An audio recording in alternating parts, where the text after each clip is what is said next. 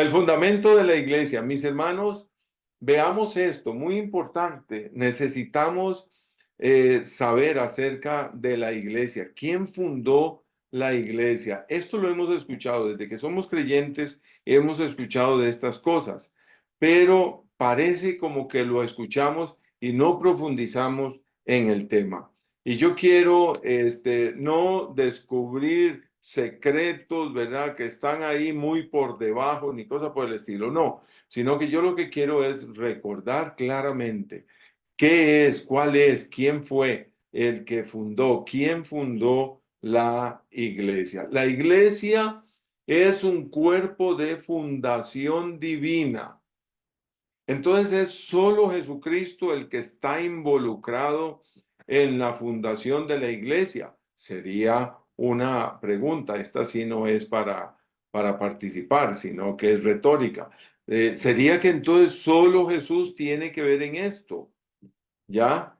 O estamos hablando que la roca fundamental es Cristo. Entonces, veamos este tema. Vea lo que dice la Escritura. Jesucristo compra la iglesia con su sangre. Y quiera Dios, amado hermano, usted que está escuchándome, que ame más la iglesia. Ámela. Verdaderamente Dios nos manda no a abrazar el edificio, no a rendirle una velita al edificio. No, no, no, no, no. No que el edificio, de ahí es algo sobrenatural. No, no. Lo que yo he dicho muchas veces acerca del edificio es que sí, es un lugar consagrado al Señor, pero no es un lugar de adoración. Es un lugar donde se ora, pero no es que el lugar me da las respuestas. Es un lugar donde se adora, se alaba a Cristo Jesús. Es un lugar donde nos reunimos los hermanos, cantamos, predicamos, abrimos la palabra de Dios, pero no es que el lugar es un lugar, ¿cómo se llama? Que yo lo toco y entonces ya recibo esa santidad. No, no es eso. No es eso. Me refiero al edificio. Ahora, me refiero a cuál es la iglesia. La iglesia somos nosotros, las naciones salvas, ¿verdad? Pero también cada uno se reúne en un lugarcito que le hemos llamado iglesia local. Eso lo estuvimos viendo en los estudios pasados. Sigamos con los pasajes aquí que trae el Señor para nosotros. Juan 10:11 dice Jesús, yo soy el buen pastor su vida da por las ovejas. Cuando usted escucha esto, hermano, cuando yo leo esto, lo escucho, llega a mis oídos, a mi corazón, yo me he puesto a pensar, si Jesús dio su vida por mí, ¿cómo yo puedo dar algo por él? Ahora, nunca voy a compensar, nunca voy a pagar, pero yo creo que mi amor es para dárselo a Él, porque Él dio todo por mí. Esto, mis hermanos, debe de ponernos a pensar, ¿dónde estoy yo en medio de tanto amor que Él dio? Por tanto, mirad por vosotros y por todo el rebaño en que el Espíritu Santo os ha puesto por obispos, para apacentar la iglesia del pastor, para apacentar la iglesia de nombre. No es eso lo que dice, para apacentar la iglesia del Señor, la cual Él ganó por su propia sangre. El Señor Jesucristo, oiga, compró mi vida en la cruz del Calvario. El Señor Jesucristo me perdonó, me sanó, me limpió, me sacó del infierno donde iba camino para allá. ¿Cómo no le voy a dar yo la vida al Señor? ¿Cómo no voy a hacer lo que sea posible, lo que pueda, lo que mis fuerzas den? Claro que sí. Creo que mi vida debe de ser una vida de agradecimiento. Nosotros somos esa iglesia que el Señor ganó. Y entonces, ¿la iglesia de quién es? Excelente, como dijo Marcos, Cristo Jesús es el que la funda, sí, excelente. ¿Sabe cómo? Dando su vida por mí. Ok, entonces, ¿yo qué doy? Bueno, yo tengo que pagarle. No vas a pagarle nada porque no hay precio. Aún dando la vida, no paga. Pero sí puedo tener una vida de agradecimiento. Mas Dios muestra su amor para con nosotros en que siendo aún pecadores, Cristo murió por nosotros. Ahora vemos aquí cómo la presencia de Dios Padre está incluido en la fundación del cuerpo de Cristo. ¿Ya? Claro, porque Él envió a su Hijo. Ah, bueno, entonces, mire, tenemos a Jesucristo, tenemos a Dios el Padre. Verso 9. Pues mucho más, estando ya justificados en su sangre, por él seremos salvos de la ira. ¿Cuál ira? De la ira divina. Es bastante complejo comprender humanamente y dar las respuestas humanamente. Las respuestas se dan con la Biblia de cómo Dios, airado con el hombre, porque el hombre es un pecador, y él mismo, para apaciguar esa ira, sacrifica, entrega a su Hijo. Y su Hijo, dispuesto, amando al Padre Celestial, dice, yo doy mi vida por ellos. ¿Cómo comprender ese amor? Humanamente, de ahí no podemos. Lo que hacemos es que repetimos lo que dice la palabra de Dios, pero a ciencia cierta, en un corazón pecaminoso como el mío, como el suyo, como el del hombre, ¿cómo vamos a entender tanto amor? Es imposible, solamente es de aceptarlo. Por ese motivo es que la condenación eterna, mi hermano, no es por cuántos pecados el hombre comete, sino por rechazar ese amor tan increíble de Dios para nosotros. Seguimos con quién fundó la iglesia. Gálatas 2:20 dice, con Cristo estoy juntamente crucificado. Es el apóstol Pablo el que dice, y ya no vivo yo, mas vive Cristo en mí. Y lo que ahora vivo en la carne, lo vivo en la fe del Hijo de Dios, el cual me amó y se entregó a sí mismo por mí. Yo quiero darle cada día más mi vida, áreas de mi vida, el carácter, el pensamiento, el enojo, mi manera, mi control, mi manera de pensar, de oír, de ver, de hablar, porque Él todo lo dio por mí. ¿Cómo no le voy a dar yo a Él? ¿Hago yo un sacrificio, mi hermano, cuando le doy a Él mi vida? No, no lo hago. No lo hago. No hay sacrificio que pueda pagar su gran amor. Sigo este verso. El cual nos ha librado de la potestad de las tinieblas y trasladado al reino de su amado Hijo. Ibas camino al infierno. Recordemos esto. Y ahora vamos camino al cielo. Íbamos camino a la perdición y ahora vamos camino a la salvación. Íbamos directo al dolor y ahora vamos a la vida eterna, a la salud eterna, en quien tenemos redención por su sangre, el perdón de pecados. Primero de Pedro sigue Pedro hablando, sino que, sino, sino con la sangre preciosa de Cristo, como de un cordero sin mancha y sin contaminación, ya destinado desde antes de la fundación del mundo, pero manifestado en los postreros tiempos por amor de vosotros. ¿Cómo fue esto? ¿Cómo serían esas conversaciones en el cielo antes de que toda la creación estuviera destinado desde antes de la fundación del tiempo? Hay un tiempo en el infinito pasado donde Dios trabajó todo esto por amarme, por sacarme del infierno.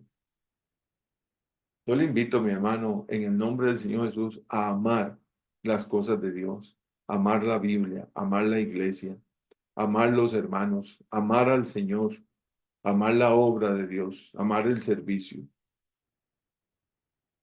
A veces nuestras fuerzas no dan, pero ya es otra cosa, ya eso es la debilidad humana, pero que de nuestro corazón le demos todo a Él. Sí. El Espíritu Santo en la iglesia regenera. Veamos esto, mis hermanos. Entonces, ya vimos acerca de Jesucristo. Muy bien. Ahí vamos a estar viendo un poquito más de la fundación. Pero vea el Espíritu Santo trabajando en la iglesia. ¿Qué hace el Espíritu Santo con la gente, con el pueblo del Señor, con el cuerpo de Cristo? Bueno, Él regenera. El Espíritu Santo da nueva vida a cada creyente. Y es la obra del Espíritu Santo funcionando. Recordemos, lo vimos en la lección pasada, la iglesia nuevo testamentaria nace en el Pentecostés. Y el Espíritu Santo hasta ahora, de ahí en adelante, es que está trabajando con cada uno de los creyentes, o sea, trabajando con la iglesia. Porque el Espíritu Santo no descendía antes del Pentecostés sobre todo el mundo, solamente sobre algunos, reyes, jueces, sacerdotes y profetas, nada más. Pero después del Pentecostés, el Espíritu, después de la muerte de Cristo y la resurrección, Él envía el Espíritu Santo y ahora cada hijo de Dios tiene el Espíritu Santo y el Espíritu Santo da vida a cada creyente. Entonces vea la función también del Espíritu Santo en la iglesia. No solamente la obra de Jesucristo, sino vea también. Respondió Jesús y le dijo, de cierto te digo que el que no naciere de nuevo no puede ver el reino de Dios. Hay que nacer de nuevo.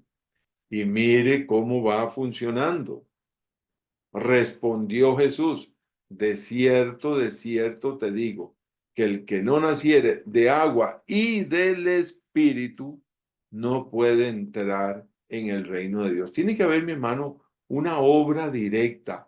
Cuando la persona escucha el mensaje salvífico de la palabra de Dios, que es el agua de vida, y la obra del Espíritu Santo actuando en la persona, así es como nace el ser humano. Lo que es nacido de la carne, o sea, usted y yo nacimos de papá y mamá, carne es, y lo que es nacido del espíritu, espíritu es. Usted y yo hemos nacido del espíritu porque un día le dimos la vida a Cristo Jesús. Y desde ese momento, el Espíritu Santo guía nuestras vidas. Y si seguimos leyendo este pasaje, nos recordamos, ¿verdad? Que dice que somos como el viento. Sí, qué bonito. Que no sabemos de dónde viene ni a dónde va. Es todos aquellos que son nacidos del Espíritu de Dios. Sí, mis hermanos. Ahora contaban los hermanos del lindo testimonio del campamento. Bueno, eh, ninguno de los que estaban ahí sabía cómo iba a terminar y cómo se iba a conducir los 5 o 6 días que iban a estar trabajando ahí. Es como el viento.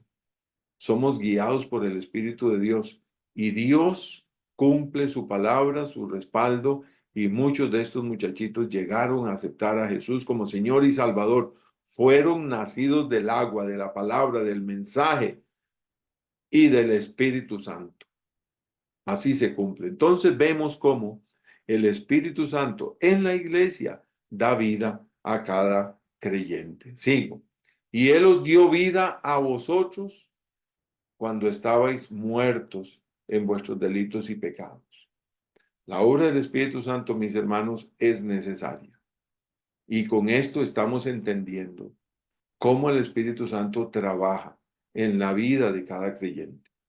Cómo el Espíritu Santo es parte de toda esa obra dentro de la iglesia. Cómo la palabra de Dios es parte. Cómo funciona la palabra en medio de de la iglesia también, pero estamos viendo por aquí el Espíritu Santo. Mire, el Espíritu Santo produce en el creyente el fruto que agrada a Dios. Usted y yo, como seres humanos, una generación caída por Adán, no producimos cosas buenas hasta que el Espíritu Santo llega a mi vida.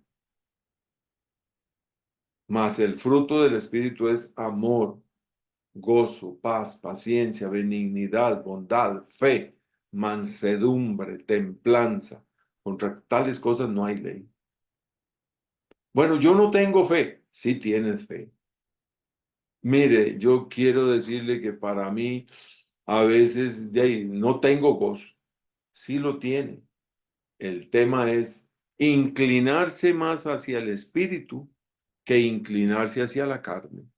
Cuando nos inclinamos hacia el espíritu, empezamos a doblegar la carne, el carácter, los pensamientos, los deseos, los placeres, las intenciones del corazón, las doblegamos y las entregamos al espíritu y lo aprisionamos, ¿verdad? La carne la metemos como en la cárcel, ¿verdad? Como en una cárcel y dejamos que el Espíritu de Dios actúe.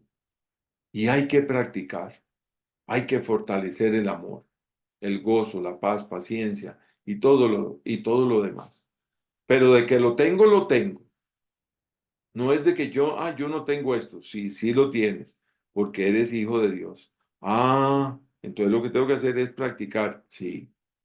Y doblegar, sí, mi carne. ¿Ya? Entonces, el Espíritu Santo da el amor para que los creyentes puedan amarse en Cristo. Claro que sí, aquí está. Y la esperanza no avergüenza, porque el amor de Dios ha sido derramado en nuestros corazones por el Espíritu Santo que nos fue dado. Mi hermano, mi hermana, en el nombre del Señor Jesús, uno de los grandes trabajos que hay que practicar. Esto es practicar. Es que a mí no me sale. Hay que practicar. Es el amor a los hermanos, el amor a la iglesia, el amor a los creyentes. Es que me cae mal. Bueno, sepa lo que usted también cae mal. Es que no me gustó lo que me dijeron. Bueno, al otro tampoco le va a gustar lo que usted dijo. Es que yo veo que me ven mal. A lo mejor también usted ve mal. ¿Ya? Entonces, esto, mis hermanos, dejar que el Espíritu Santo actúe en mi vida, esto es toda una práctica. Y a veces, pues, hay que llegar, ¿verdad?, al Señor y decirle, Señor, perdóname, límpiame, ayúdame, ayúdame, yo quiero amar a los hermanos, a la hermana aquella, al hermano aquel. No me gusta lo que hace. Bueno, ore a Dios, no lo critique, no la critique, porque Él y usted, ella y usted se verán por la eternidad en el cielo. Entonces es mejor comenzar desde aquí, a amar al hermano. Sí, pero él comete muchos errores, igual que usted, igual que yo. Todos lo cometemos. Entonces, que el amor de Dios esté en cada uno de nosotros y lo practiquemos. Y debemos de practicarlo, debemos de esforzarnos en esto. Y el Espíritu Santo de Dios, el Espíritu Santo lo da. El Espíritu Santo sella al creyente como propiedad divina. A mí me encanta esto. En él también vosotros, habiendo oído la palabra de verdad, el evangelio de vuestra salvación y habiendo creído en él, fuisteis sellados. Amado hermano, quiéralo o no, usted ya es un hijo de Dios. Vea la obra del Espíritu Santo tan tremenda. Usted dice, no, es que yo no quiero ya nada, yo me voy de aquí. Bueno, haga lo que quiera. Usted es un hijo de Dios.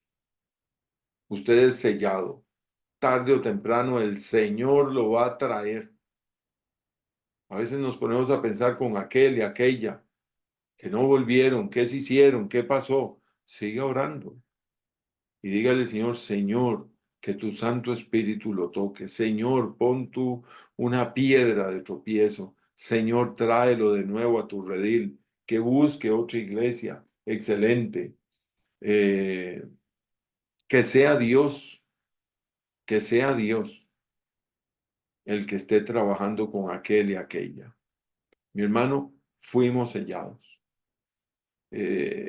¿Dónde está ese sello? Pues yo no lo sé, pero fuimos sellados con el Espíritu Santo. Así es que esto me alegra muchísimo porque me da seguridad de mi salvación. El día que acepté a Jesús como Señor y Salvador, Él puso, pegó, marcó un sello, algo así como una cicatriz, ¿verdad? Que no se quita. Eso me da seguridad. Me muero, me voy con el Señor y me voy para la vida eterna. Bueno, no avanzamos hoy mucho, pero les digo esto, Dios en tres personas es el fundador de la iglesia. ¿Quién es la roca? Eso lo vamos a ver. Cristo Jesús. Pero veamos cómo es que la fundación de la iglesia es una obra divina. Es una obra donde vemos a Dios el Padre enviando a Jesucristo, donde vemos el Espíritu Santo actuando, donde vemos a Cristo Jesús como la piedra angular, dice la palabra de Dios. Así es que, mis hermanos, veamos, por toda parte que veamos la iglesia, vamos a ver la iglesia como esa fundación divina, donde está Dios Padre, Dios Hijo y Dios Espíritu Santo. Que el Señor me los bendiga, mis hermanos.